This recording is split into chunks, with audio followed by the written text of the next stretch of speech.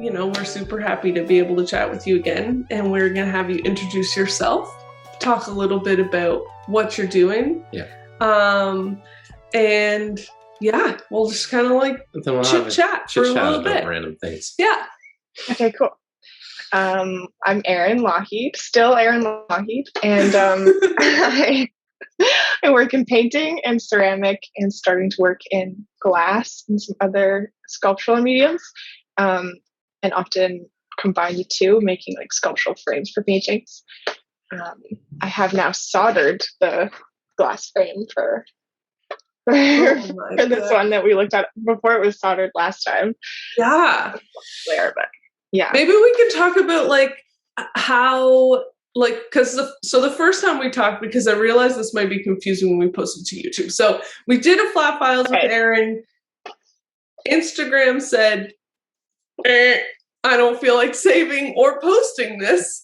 And so Eryn is kind enough to give us more of her time to chat again. And in that first run through, looking at the studio, that was just pieces being laid out to turn into a frame. And now it is soldered. And I mean, it looks pretty much exactly how I was expecting it to look. Do you feel like it turned out the way you were expecting it to turn out? It did. I think soldering is like the one part of the process with stained glass that I feel the least confident in. So, if you look at it far away, I'm happy with it. But the soldering is like a bit messy up close. But I am happy. I was like worried about the paper burning because you have to like get in close on the edges. Yeah. But it all works out, and it's like I like that it's sort of enclosed in there, and it just becomes its own object with the painting in there. That's always satisfying to me when something becomes like one object. Is there glass on the back side of the paper? Yeah. So there's like a piece of glass. You can see. Like so that's really nice. Trapped in there. Yeah. That makes sense. And then, yeah, I think that works. And then this one as well, which was also just in pieces last time. Oh man, the hammer turned out so good. The hammer turned out so well. Thank you very much. Yeah. I love like a fragile hammer. Yeah. It's been hanging in my window, getting light. Looks good, the light coming through. I just want to see you make like a whole bunch of like tools that are like meant to smash things, but make them out of glass. I want to do that too, yeah. And I gotta remake my scissor stained glass inspired by these scissors that we talked about at great length last time that were my great-grandmother's. They're beautiful scissors. They're beautiful scissors. I also have actually a different ceramic frame than I had. It's not a new one, just a different one here from my show 3s with the paint in there. That's so beautiful. Oh my gosh, I love that. So maybe we can talk a little bit about sort of what you were doing, because you were one of our Emerging Artist Award winners. And when you applied, the application was predominantly sort of gouache paintings. And I guess like maybe what you would call illustration, I still think that they like are just like standalone beautiful paintings. And I feel like over the course of the time we've been chatting with you, we've sort of had a few discussions about this, like illustration versus like art, and does that distinction even matter, and what's the function of that like separation, because I think that it's a big blurry line, and even commercial work I think is art, so I don't really see there being a distinction. But yeah, like a little bit about working in the gouache and then moving into these new materials that you're playing around with right now, ceramics and stained glass. Yeah, well, a big part of that was that I moved from Toronto back to BC to Victoria, and then I had access to a ceramic studio and a kiln and a lot more space, and I did a residency in Victoria, the Bonnie McComb Cry residency, where I had like, the ability to make large paintings, like more space than I'd ever had. And I was also just like, I think a lot of people were feeling really stuck in the early COVID times, like not very inspired. And so I wanted to change mediums. Like I kind of wasn't feeling so focused on like the little gouache paintings, and wanted to do more like big oil paintings that I could just, rub out if they didn't turn out well. So I feel like that was like part of it. But then, yeah, I've increasingly been more and more drawn to doing that thing. I have some paintings in progress too. Yeah. I could turn the camera towards. We're half debating, like maybe putting in stills of work because we have the luxury of like you being recorded. Right. If we decide to do that, are you comfortable with us doing that? Yeah, sure. Okay. But back to the works in progress. Yeah, this one, the little one in progress. It's got some underpainting and some oil right now. Oh, nice. And then the larger one here.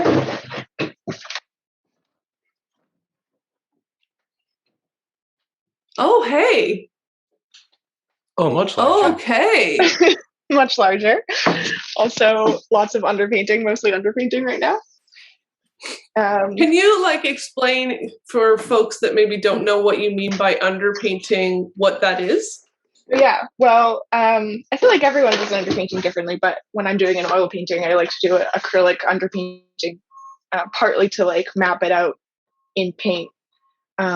But then also I like when you see it underneath a little bit, if there's like areas that are thin, it becomes like another colored layer. And I usually do them pretty monochrome, and then, but sometimes it's also nice to do an underpainting to like test colors. And yeah. Like sometimes I don't do an underpainting for an oil painting. I'll just paint it like a color or just dress out and then go from there with pencil drawing. But an underpainting can be very helpful. Sometimes I like the underpainting better too, and I'm like, should I just stop? Sometimes the underpainting, you're like, this doesn't matter, and you're like so loose, and then yeah. I have a painting downstairs that I did like an underpainting, like all monochrome, sort of like browns, like sepia tones, and I really loved it. And then I started working in the color, and I'm like, well, I don't love you so much anymore. I don't really know what to do about that. It's always sad when that happens. You're like, if only I had, only if I just had the confidence to be like, no, that was my plan all along. Yeah. It's not underpainting. It's the painting. The painting, yeah. And if only I could like have that, freedom when I'm like doing a final painting. I feel like I always like tense up, but there is something about that. Do you have any of the like sort of older works around, or is that like all like somewhere else and not accessible? I mostly don't have older works around. Like this little ceramic frame one is from last spring. I think that's it though. I think, when I moved, I didn't really bring things here with me. So where did you leave them? I left them at my mom's house. Oh, okay. She's got them all up on the walls, She's like, I'm the archive, Archivist I just abandoned them. I thought you meant you left them in Toronto, and I was like, whoa, what? No. Oh my gosh. The themes that you're working with, I know we talked about the themes from the show, and I would love if we could kind of revisit that, because that's the work that we have up at the gallery right now. But maybe also like if you've sort of transitioned to new themes, what are those? Sure, yeah. Well, Threes, which is the show that you have some work from in the gallery there, and that this is from as well.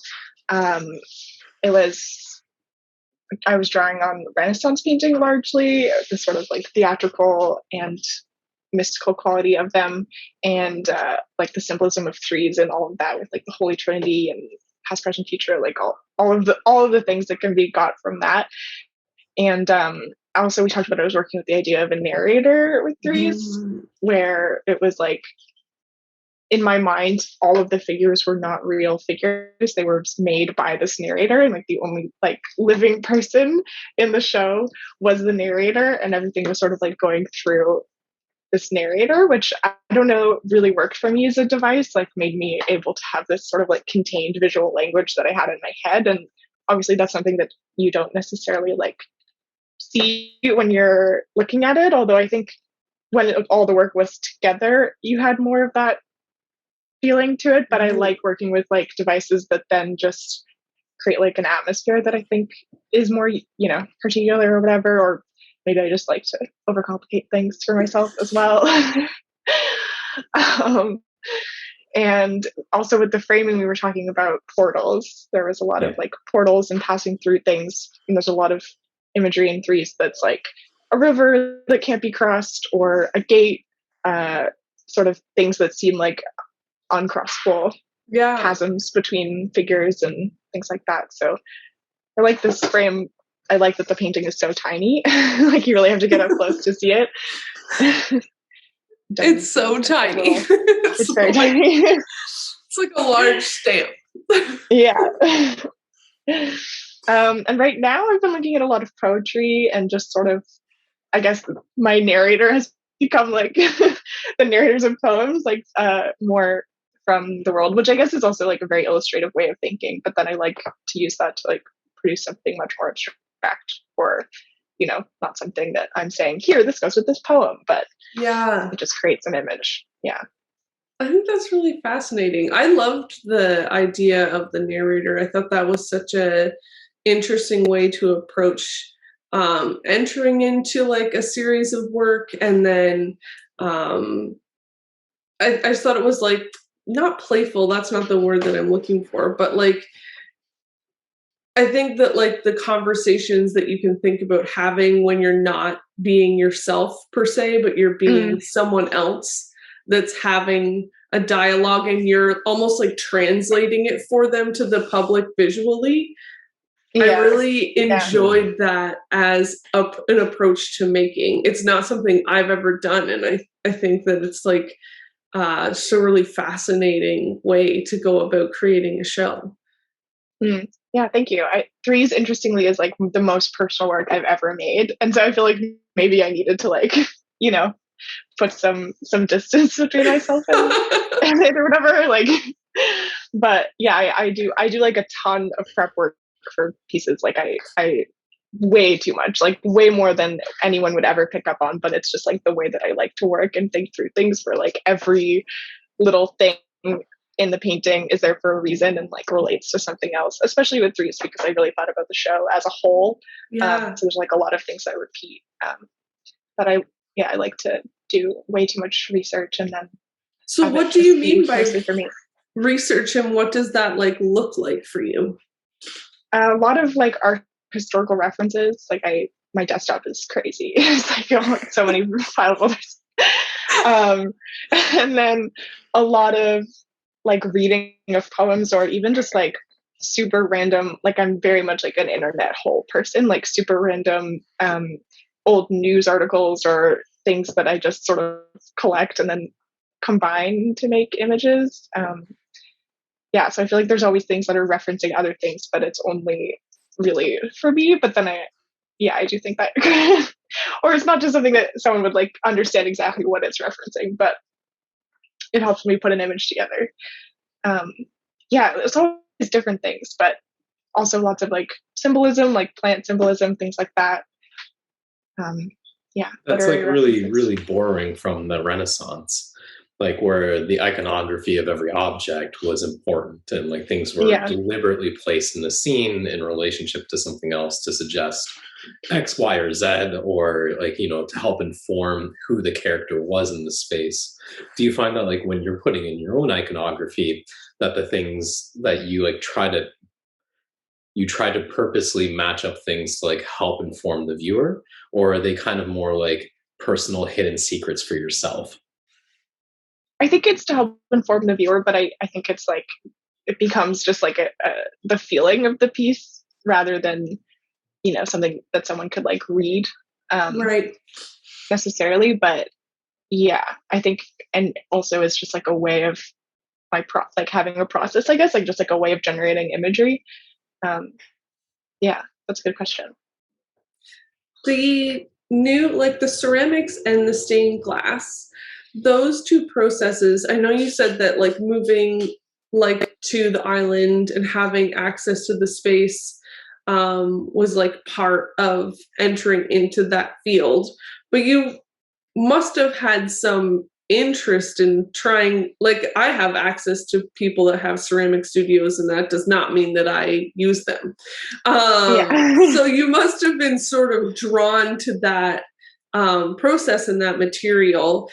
What drew you to that? Like, where did you think that was going to kind of fit within your practice? And then also same question, but for stained glass. Well, I had been making some 3-dimensional things in Toronto, mostly with wood. I talked about the laser cut frames, and then also puzzles inspired by William Corsi's puzzles, which are amazing. And so I feel like I had been, thinking more sculpturally and combining painting with sculptural elements. And I was interested in ceramics, but I kind of just like, for some reason, had it in my head that it was like not for me. I don't know. So many people in Toronto do ceramics and are so good at it. And so maybe I was just like a little bit intimidated and needed that space from it. But I also had like, my friend who taught me just like out of their own time, like, I was like very lucky to have it become very accessible to me in Victoria. And the stained glass, I mean, it's so pretty, but also I like the sort of 2-dimensional and 3-dimensional at the same time.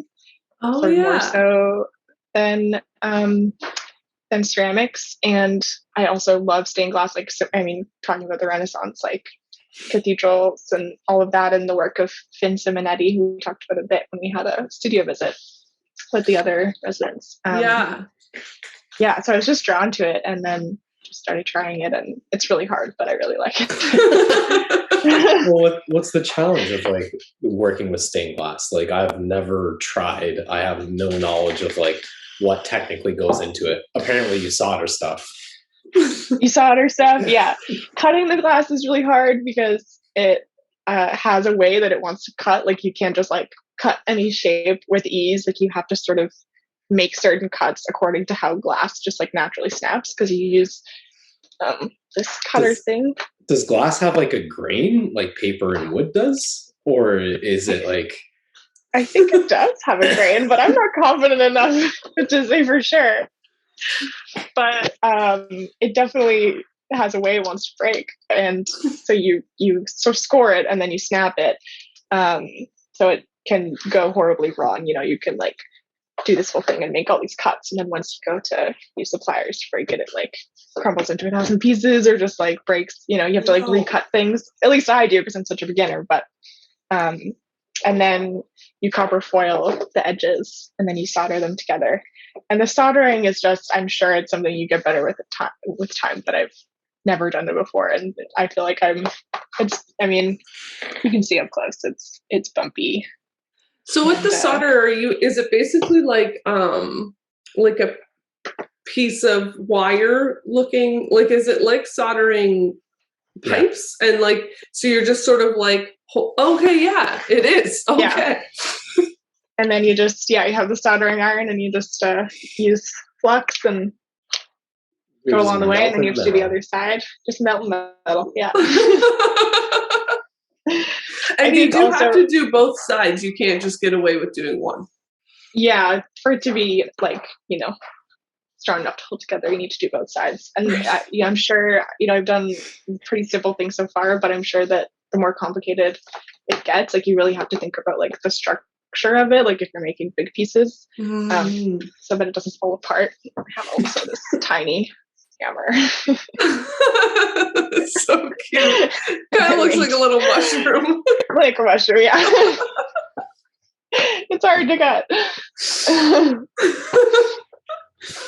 Oh my gosh. But I sort of like, similarly to ceramics, it's like a laborious process. Like, you really get out of your head doing it, which I like. That part is nice. Yeah. And so you're working in a space that is part of or attached to your residence. So like where you're living. Yes. And it's a live workspace. It's a live workspace you've created. And it's like, from what I remember, it's like almost all windows Is that? Yeah. Yeah. Which is great for light, but not always great for like hanging things and like being able to like work. Like, how are you finding with the paintings? Do you have like an easel or something that you're? No, I've just been leaning them on the wall. Make it work. The little ones are flat. Yeah. Yeah, I mean, I will probably eventually invest in like a nice, tabletop easel, but you do what you can. But the biggest thing is the light is amazing, but when it was early September when I first moved in, it was like crazy hot in here. And then also if I'm trying to like see with my light box, I have to like, make that little cave for myself to be able to see through it. I know exactly the cave that you're talking about because I have to do the same thing sometimes if I don't want to work at 10 p.m. at night. Yeah. It's true. Like a little dark room. Yeah.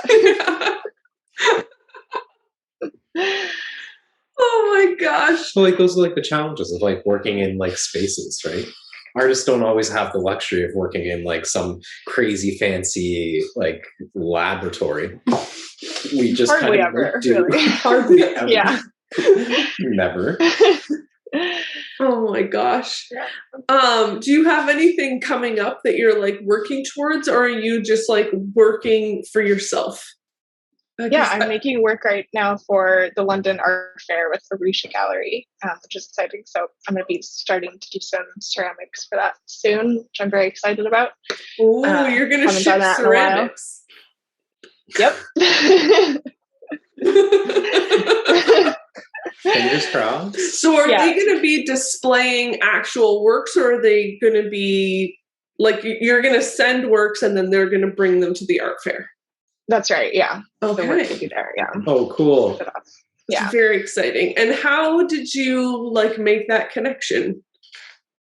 Yeah, someone recommended me James Owen, he's a great artist as well, for a group show that they had. And so I had some pieces in there, and that's how we connected. And that was in October.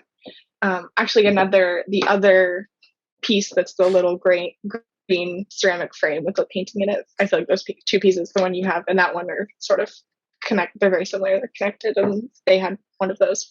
And so from there, we're working together now, which is great. That's amazing. Yeah. We were talking during our like mentorship session about how like you went to school and focused on illustration, and then since you've been out of school, it's not that you're like avoiding illustration, but you've sort of been leaning like harder into like gallery shows and like creating exhibitions and creating environments and like working in your own like personal practice.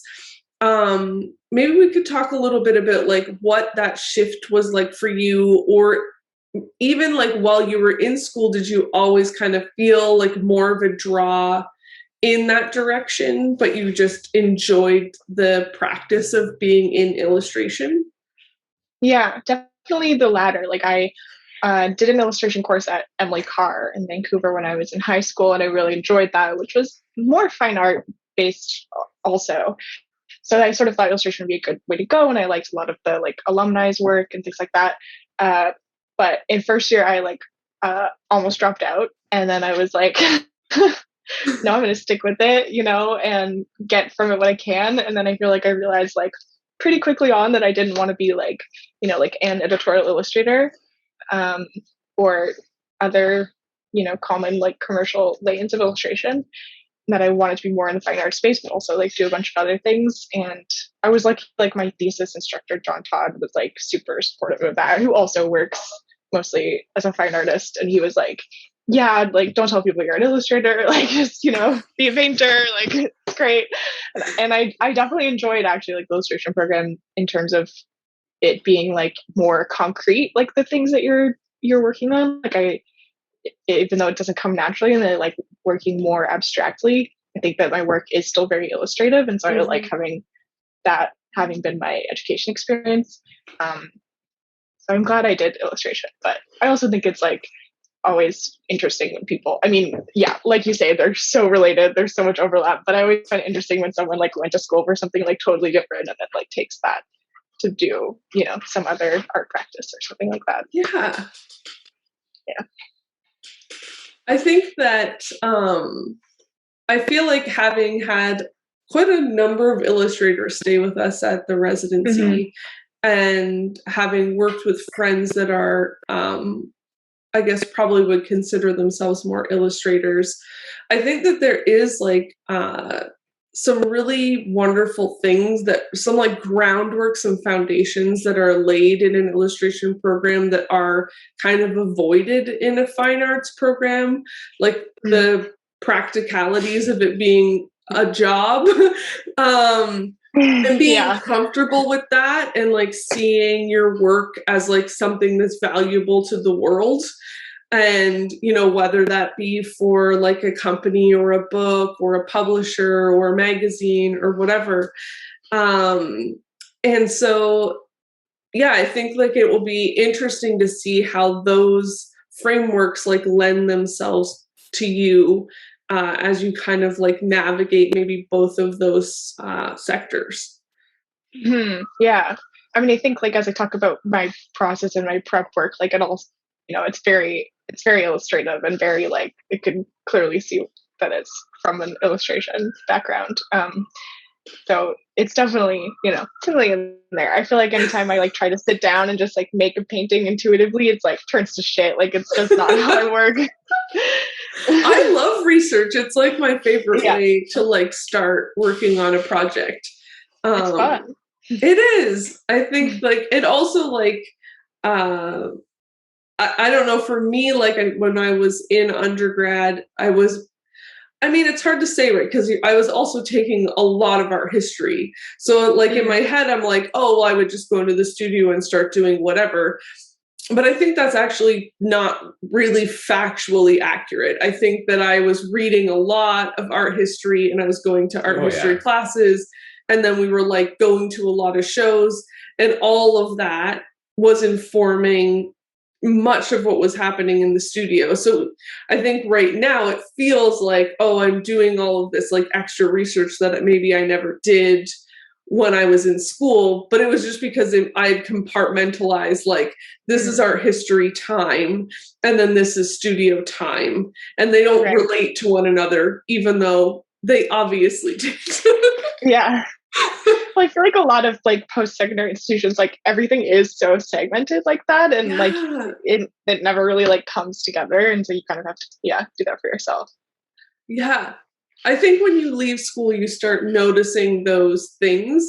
And I think you also sort of notice the time that you were giving to certain like elements of like the way, like of your thinking. Your thinking time was like rewarded. Most of your wait time is just studio time. But like, you know what I mean? Like, I feel like sometimes now, and I don't know if this feels relatable, and maybe this is where like the fine art world, like, it could be a little bit like damaging, is that like, if I spend a lot of time researching, it sort of feels like I am not doing it right or something. Whereas like, again, when I was like in school, the researching part, or the learning part, or the exploring, the history part was part of another curriculum, and it was rewarded. So like, if you were like reading and studying and putting into practice and writing about and reflecting, that was all like, you know, you were rewarded for that time with grades and, you know, doing well on tests and, you know, engaging in your seminar in a productive way. Whereas now you're like, what have you been doing all day? Reading a book? What's wrong with you? Yeah. I feel like, because in illustration, it's like you do all that research and prep work, but it's like so quickly, you know, like you do that one day and then the next day you have reps or whatever. And I feel like now I'm like, oh God, I'm spending like, you know, I spent a week researching or something and I have nothing to show for it, which of course is fine. It's just a different pace, but yeah. It's a very different world when you're at a school, and like, you no longer have this kind of like freedom to explore and research and create. It feels like when we approach every project, like that thing has to be like efficient. All of our time has to be like accounted for, and it all has to be like hyper like focused and efficient. And so like there isn't this opportunity to like kind of like, I guess, wade through like research and wade through like experimentation. And there's like just a level of stress that's put onto it that like was not present when we were in university. Like the stakes always feel super high, no matter what project we're doing. It's like, this project has to be amazing. And you're like, well, I guess it has to be. And we have 3 weeks.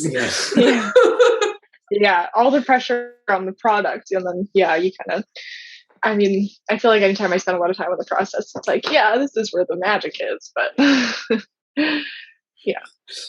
yeah, it's true. But I think that's like what, like maybe that's like a major difference between like a commercial illustration world and like a fine art world, where like in that like illustration world, like you get jobs, those jobs have criteria, they have purpose, and it's like pretty straightforward sometimes. But in the fine art world, like your shit has no purpose. You're just making stuff for the sake of making stuff, and you're trying to like figure out what the purpose of your weird painting is that you made. So, like it takes so much extra work to make that thing feel complete. It's true. Yeah. I guess in the sense that you're not like answering a contract. Yeah. When you're just like, I'm going to go into the studio and I'm going to create something out of nothing in the hopes that it goes somewhere. Yeah. I recently, well, not recently, at Christmas, I bought myself Jerry Saltz's most recent book. I can't even remember what it's called. It's in my office right now. And I started reading it today. And there's like a line in it that's something to the effect of like artists are always like building and then like dismantling what they built the next day and rebuilding it again, and then dismantling what they built the next day and rebuilding it again. I'm like, that's pretty much. Pretty accurate. And I was also listening to, the Jealous Curator shared Andy J. Pizza's Instagram. He's an illustrator, and he does a podcast that's wonderful. I think it's just called like Creative Pep Talk. And so I was listening to my very first listen through of one of the episodes, and he was talking about like sort of like these different like archetypes almost for creatives. And so it was sponsored by Lego. So it was sort of like built off of like Legos. I don't know. They have some kind of campaign right now that's like for kids to like rebuild the world. But so he was talking a bit about like how there's like a group of artists that are like sort of the innovators. So the ones that like really are just like pushing the envelope and trying to like find the newness in whatever it is they're making. And then there's the artists that are sort of the remixers. So they see what's out there and they just kind of like pull from that and they create something new, but it's more like a remix of what already exists. And then there's like the dismantlers. So they like see what the new people are doing. They see what the remixers are doing, and then they just try to like burn it all to the ground and like build something with the rubble. And I loved that. I thought that was such like a fun like way to think about like the different segments of making, but then also like how you sort of do all those things all the time as a creative. I suppose like it's a great episode. Highly recommend. Okay, I'll have to check out that podcast. I feel like it's hard to find interesting art podcasts, so it's good. It's a good recommendation. I feel like I'm a remixer. I don't feel like I'm making new things, and I don't feel like I'm challenging the things that are being made. I'm just in the middle. Yeah. Well, no, it's like it's the way he like talks about all of it. He like has examples of like who sort of works in each of those methods. And you just feel good about whichever one you land on. Like, that's good. Yeah. Yeah. They all have a place. Yeah. Yeah. It's like everybody sort of needs each other within the like framework that he has developed. Yeah. That's really nice. Yeah. But I feel like, you know, when you think about like the Threes like series of work, you know, your thinking about the past and you're sort of taking from that and like remixing, but then you're also like taking like new processes that you've never really worked in before, and like you're learning about that, so, and bringing your own flavor to it. So that's sort of like working in that like innovator space, and then you're bringing those two things together to like create something that's like fresh and new, but having like both of those conversations. So like I think you kind of end up mixing it all into a pile and doing a bit of all of it when you're like, especially when you're building a show. Yeah, when you have a lot of work. Yeah, I'm sure, and anyone is a combination of all three. Yeah. In different times. Yeah. Yeah, exactly. Like the research phase is like your remix time. Yeah. Yeah. My remix time. Do you have anything else you want to share? I think so. Great. Like I've talked about all the pieces that are around me, so. Oh my gosh, Eryn, thank you so much. Really appreciate you spending this time with us, and giving us the space to be able to have a do-over and see where you're at, and then like new stuff that you're working on, and also how things came together since the last time we chatted. That was really cool. Yeah, you got a show in London. Congrats. Yeah. That's huge. That's awesome. Yeah, don't ship the hammer though. Don't ship. No. I think the hammer's mine. Yeah. Okay, good. Oh, well, have a lovely evening, and we'll talk to you again soon. Thank you. You too. Okay. Bye. Bye. Bye.